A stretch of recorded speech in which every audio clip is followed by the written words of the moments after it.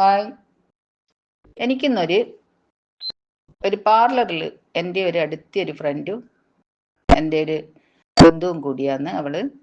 അപ്പം എനിക്ക് ആദ്യം ഒരു ബ്യൂട്ടി പാർലർ ഉണ്ടായിരുന്നു. ഞാനൊരു ബ്യൂട്ടീഷ്യനും കൂടിയായിരുന്നു.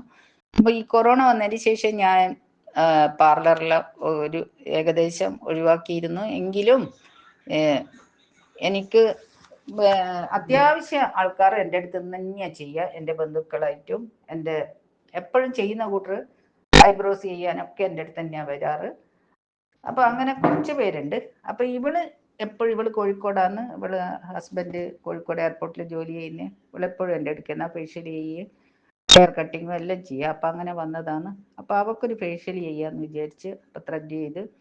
ഇപ്പോഴും എനിക്ക് ത്രെഡ് ചെയ്യാനൊക്കെ ആൾക്കാരുണ്ട് അത്യാവശ്യം.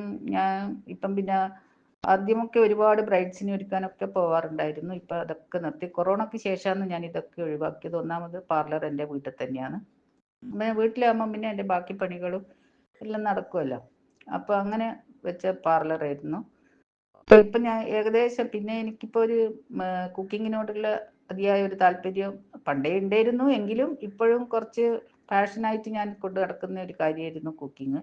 അപ്പം അങ്ങനെ ഇപ്പോൾ മിക്കവാറും ഞാൻ കാറ്ററിങ്ങോ ഒക്കെ ചെയ്തു കൊടുക്കും. അപ്പം ഒരുപാട് ഇതിനു വേണ്ടി തുനിഞ്ഞിറങ്ങാറില്ല പാർലറിൻ്റെ ആവശ്യത്തിന്. എങ്കിലും അത്യാവശ്യം ആൾക്കാരുണ്ട്. അങ്ങനെ ഇന്ന് ഞാൻ ഈ ഇവളെ പേര് ബീന. അപ്പോൾ ഇവിടെയാണ് ഇന്ന് ഫേഷ്യലൊക്കെ ചെയ്യുന്നത്. അപ്പോൾ ഒരു ഗോൾഡ് ഫേഷ്യൽ വേണമെന്ന് പറഞ്ഞിട്ട് അവളിപ്പം നന്നായി ഒരുങ്ങിയൊക്കെ ചെയ്യുന്നൊരു കുട്ടിയാണ്. അപ്പോൾ അവളുടെ ഇതാണ് ഞാൻ ഇന്ന് ഫേഷ്യലാണ് ഇന്ന് കാണിക്കുന്നത്. അപ്പോൾ എല്ലാവരും ഇത് കണ്ട് ഒന്ന് എന്നെ സബ്സ്ക്രൈബ് ചെയ്യുകയും ഷെയർ ചെയ്യുകയും ലൈക്ക് ചെയ്യുകയൊക്കെ ചെയ്യണേ. ഓക്കെ.